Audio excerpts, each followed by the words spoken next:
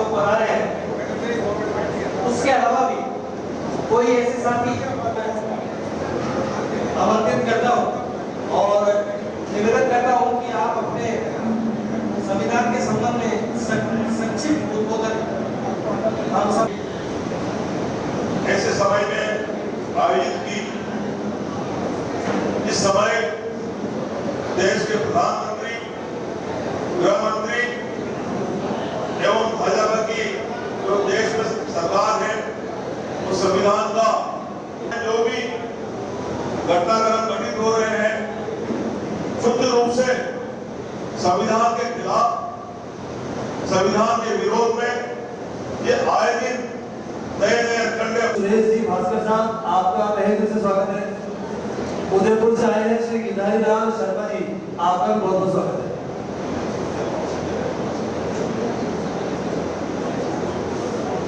अन्य वर्गों के खिलाफ जो भी इनके संविधान में संशोधन करने का अभी प्रयास किया, उस प्रयास के पीछे सिर्फ इनका एक मकसद है, करते रहेंगे लेकिन देश के संविधान पर आंच नहीं आने देंगे। चाहे वो लोकसभा में हमारे विपक्ष के नेता आजादी के समय पर बनाया गया था, उसको हम सुरक्षित रखने का प्रयास करेंगे, तभी हम अधिवक्ताओं की जिम्मेदारी अपने आप में हम मानेंगे कि हमने सभी अधिवक्ताओं का और सभी पदाधिकारियों का जो कांग्रेस से जुड़े हुए हैं, मिली प्रकोष्ठ के हैं, किसी प्रकोष्ठ से कांग्रेस से जुड़े हुए हैं, उनका हार्दिक दिल से स्वागत करता हूँ। मैं ये कहना चाहूँगा, मैं आज अपने आपके मंच के समक्ष हमें इस चीज पर मना करना पड़ेगा, क्योंकि ये मुद्दा बहुत संवेदनशील है। ये 100 करोड़ से ऊपर जनता का मामला है, ये जनहित का मामला है, ये किसी व्यक्ति विशेष का मामला है, जागने का। अब ये समय आ गया है जागरूकता का, अब समय आ गया है क्रांति का, क्योंकि हमारा संविधान खतरे में है। हम एक नफरत के वातावरण को फैलाया जा रहा है इस देश में। इस देश में मेरे सभी अधिवक्ता साथियों का बहुत बहुत स्वागत। आप इस संविधान बचाओ समाज में यहाँ आए। आज मैंने इस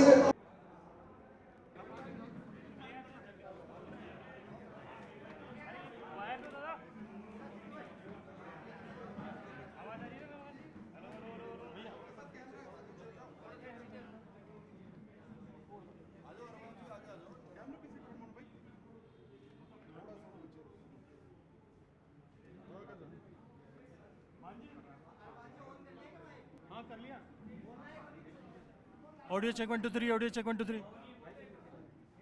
संविधान बचाओ संवाद कार्यक्रम, संविधान बचाओ संवाद कार्यक्रम।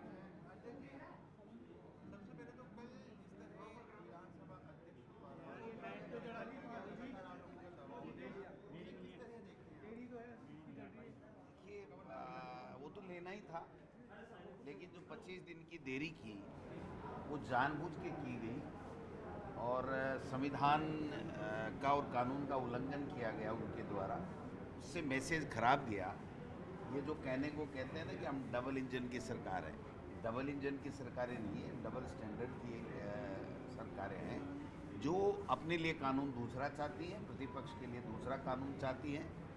मैं समझता हूँ कि जब राहुल गांधी को 24 घंटे में ये खारिज कर सकते हैं, उनकी सदस्यता लोकसभा से और मकान भी खाली करा सकते हैं, तो माननीय स्पीकर महोदय को इतना देरी लगाने का कोई कारण समझ में नहीं आता।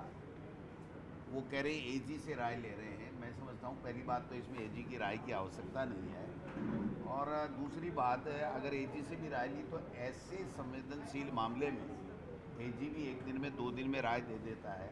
अगर तुम्हारा एजी 25 दिन में राय नहीं दे रहा है तो उस सरकार का क्या भला करेगा, सरकार की माननीय न्यायालय में क्या पैरवी करेगा, ये भी आपके लिए सोचनीय प्रश्न।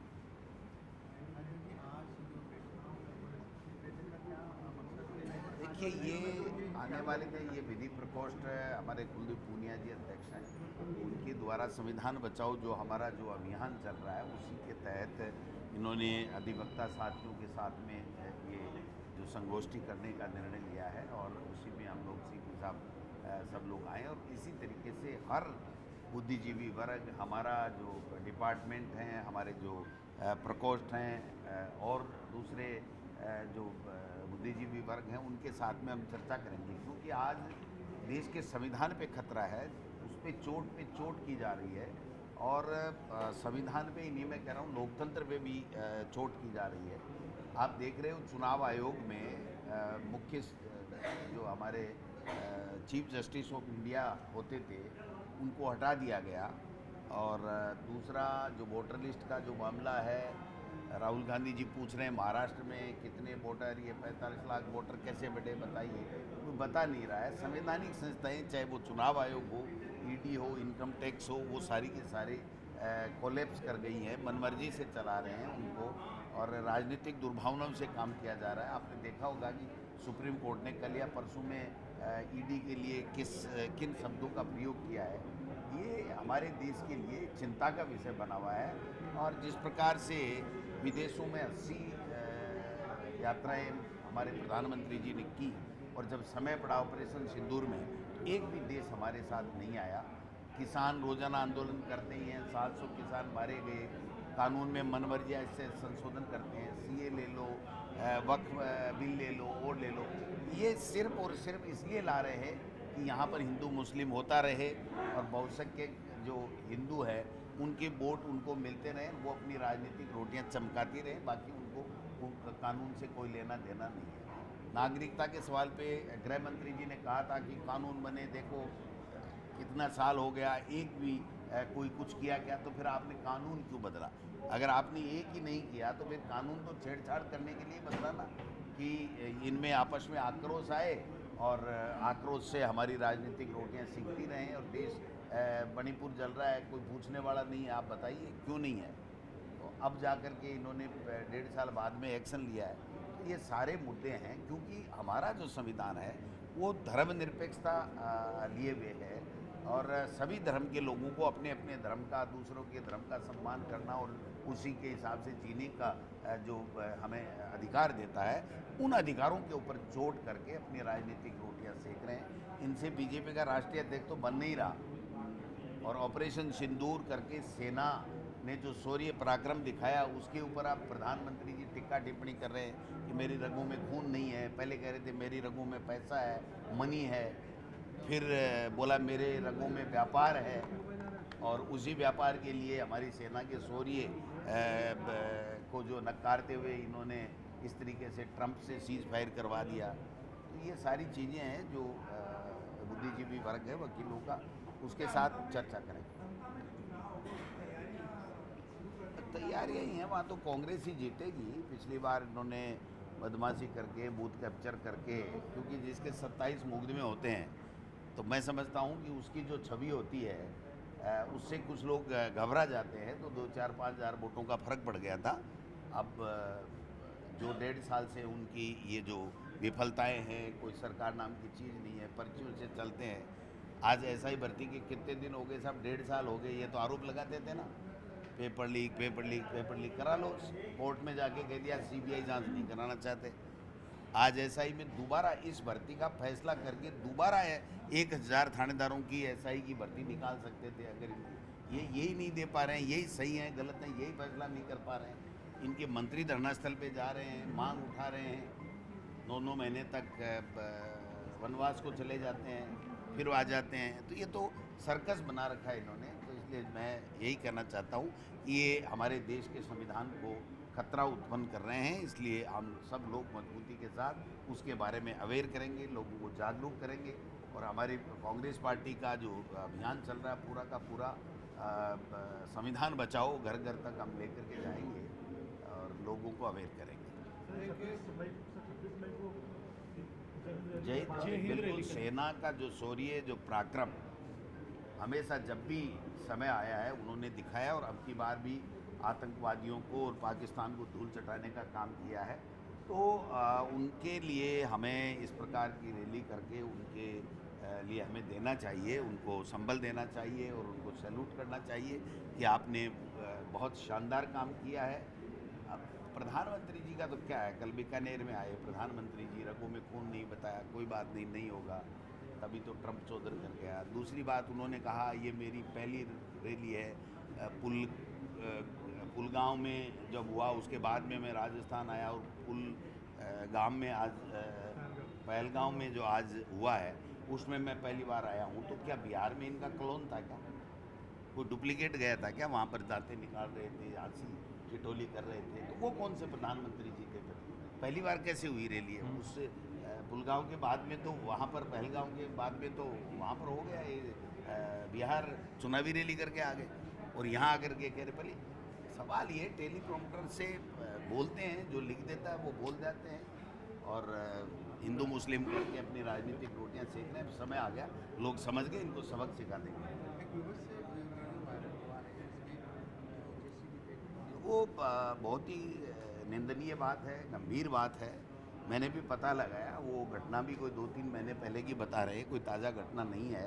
बट मैं एक बात कहना चाहता हूँ, इस वीडियो की ले लो और ले लो, ये रोज़ाना आए दिन बजरी माफिया, दूसरे लैंड माफिया हावी हो रहे हैं। मुख्यमंत्री जी हाथ पे हाथ धरे बैठे रहते हैं, देव दर्शन यात्रा कर लेते हैं, झूठी वाई करा लेते हैं, भागित बन जाते हैं, पानी लाने की बातें करते हैं। पानी है नहीं, लोगों के पीने के लिए पानी है नहीं।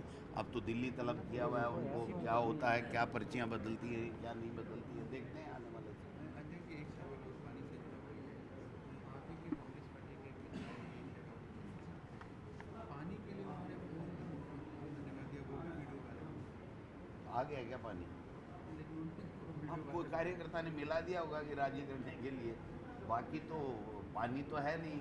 वो जो योजना है कुंभाराम योजना, वो 2023 में ही स्वीकृत होके फाइनेंशियल वित्तीय स्वीकृति निकल गई थी।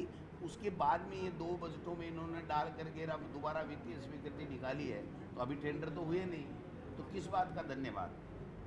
लेकिन वो मजा, वैसे उसको देखो कि वो मुख्यमंत्री जी के मजे ले रहे हैं, वो उनको धन्यवाद नहीं दे रहे, कल सुख का देवता बता रहे। तो कल सुख का देवता है क्या वो? अरे वो कह रहा भाई आ जाना मिल लेना, फिर वो कहता मिलूंगा, तो कह भाई अभी नहीं मिलूंगा। तो ये मजाक बन गया, मतलब ये कोई सीरियस लेने की जरूरत नहीं है इन बातों में। सर, कोटा में हो रहे हैं लगातार सुसाइड्स को लेकर सुप्रीम कोर्ट ने टिप्पणी की है। सुप्रीम कोर्ट तो देखो, सुप्रीम कोर्ट कोटा के लिए भी कह रहा है, सुप्रीम कोर्ट चुनावों के लिए भी कह रहा है, सुप्रीम कोर्ट ईडी के लिए भी कह रहा है, सुप्रीम कोर्ट दूसरे मामलों में भी जो ये कानून मनमर्जी से वक्फ बिला दिखला रहे हैं उनके लिए भी कह रहा है। लेकिन इनके फर्क नहीं पड़ रहा है, क्योंकि इनको तो झूठ बोलने से सत्ता मिली हुई है, और झूठ बोल करके संविधान तोड़ना इनकी आदत सी बन गई है, कानून का उल्लंघन करना इनकी आदत सी बन गई है। ये प्रजातंत्र में विश्वास नहीं रखते। हमें कहते थे कि गैर गांधी आप बना के देखो, राष्ट्रीय अध्यक्ष कांग्रेस का, हमने तो वोट से बना लिया है, एससी का बना लिया, 4 साल भी हो गए, ये अपना नहीं बना पाए। अब ये मुख्यमंत्री जी को रोजाना वहाँ हाजिरी दिलवा रहे हैं, आज उस मंत्री के पास जा, आज ओम बिरला जी के पास जा। मुझे तो डर लग रहा है कहीं कोई किसी बाबू के पास नहीं भेज देंगे, उससे भी जा कर के मिल के आए, तो ये बड़ा ठीक नहीं है हमारे सब स्टेट के लिए।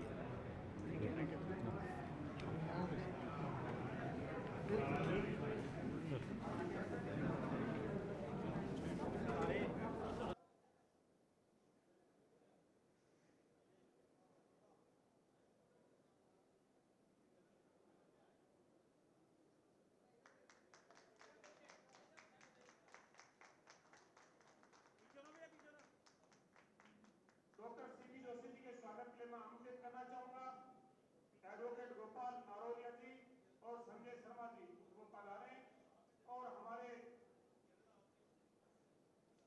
विधानसभा के पूर्व अध्यक्ष कांग्रेस के वरिष्ठ नेता डॉक्टर सीपी जोशी जी का स्वागत करें जोरदार तालियों के साथ में।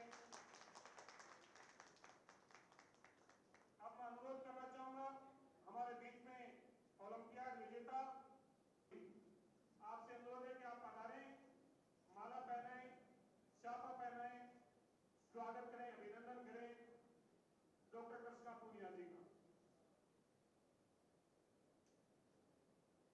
पूनम पूनिया जी, एडवोकेट पूनम पूनिया पधारें।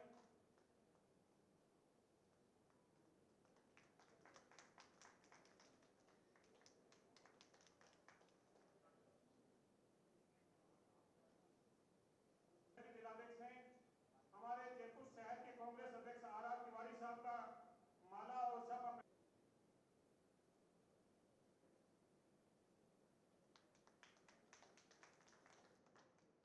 राम जी के स्वागत के लिए मैं आमंत्रित करना चाहूंगा अब्दुल वाहिद नकवी जी और विमलेश जी, वो पधारे, माला और साफा पहना के स्वागत और अभिनंदन करें।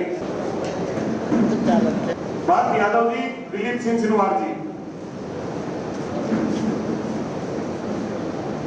कुलदीप पुनिया जी के स्वागत के लिए मैं आमंत्रित करना चाहूंगा दिनेश जोशी जी को और विजय जी को, वो पधारे, उनके माला और साफा पहना के हमारे अध्यक्ष जी का स्वागत और अभिनंदन करें।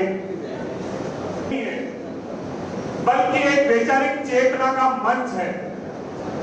इस मंच पे हमारे संविधान की मूल भावना हेतु ये मंच समर्पित है।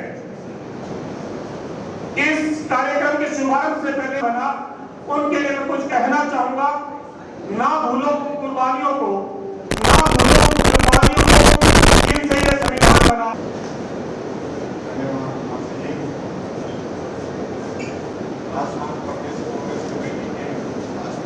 ऊर्जावान अध्यक्ष और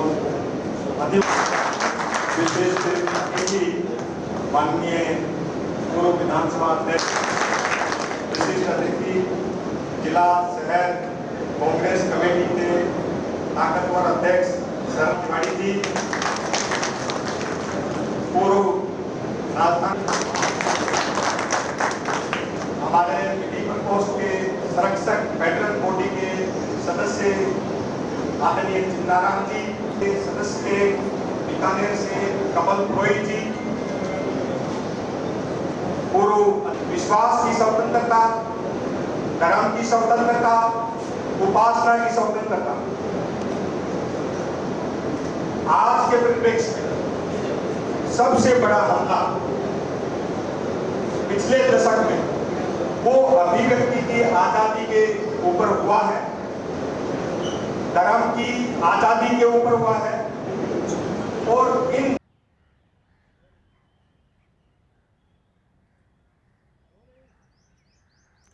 सोशल मीडिया के ज़माने में जो जानकारी है उसका प्रसार काफ़ी तेज़ी से होता है। व्यक्तिगत डेटा की सुरक्षा ने सोशल मीडिया के दौर में जानकारी का प्रसार काफ़ी तेज़ी से होता है। व्यक्तिगत डेटा की सुरक्षा ने जासूसी के नए अवसर खोल दिए हैं। हाल ही में हुई आतंकवादी घटनाओं के हिसाब से अगर देखा जाए, सोशल मीडिया के दौर में जानकारी का प्रसार काफ़ी तेज़ी से होता है। व्यक्तिगत डेटा की सुरक्षा ने जासूसी के रास्ते खोल दिए हैं। इन्फ्लुएंसर जो होते हैं वो काफ़ी जल्दी प्रभावित हो जाते हैं और विदेशी एजेंसियां उन्हें अपना एसेट बनाने में कामयाब रहती हैं। हालिया आतंकवादी घटनाओं, ऑपरेशन सिंदूर और कश्मीर में बड़े तनाव ने जासूसी गतिविधियों को बढ़ावा दिया है। लेकिन यहाँ ये ध्यान रखना ज़रूरी है कि 12 गिरफ्तारियों ने ये साफ कर दिया है कि यूट्यूब स्टार से लेकर के मामूली चौकीदार तक कोई भी खुफिया एजेंसियों के निशाने पर हो सकता है। कैमरा पर्सन मान सिंह के साथ में अरबाज अहमद, न्यूज़ 18 के लिए जयपुर से। सोशल मीडिया के दौर में जानकारी का प्रसार काफ़ी तेज़ी से होता है। पर्सनल डेटा की सुरक्षा ने जासूसी के रास्तों को खोल दिया है। इन्फ्लुएंसर काफ़ी जल्दी प्रभावित हो जाते हैं और विदेशी एजेंसियां इन्हें अपना एसेट बनाने में कामयाब रहती हैं। हालिया आतंकवादी घटनाओं, ऑपरेशन सिंदूर और कश्मीर में बड़े तनाव ने जो हालात हैं उनको और बढ़ावा दिया है और खुफिया गतिविधियां अब बढ़ चुकी हैं। हाल ही में हुई 12 गिरफ्तारियों ने ये साफ कर दिया है कि यूट्यूब स्टार से लेकर के मामूली चौकीदार तक कोई भी खुफिया एजेंसियों के निशाने पर हो सकता है। कैमरा पर्सन मान सिंह के साथ में अरबाज अहमद, न्यूज़ 18 के लिए जयपुर से।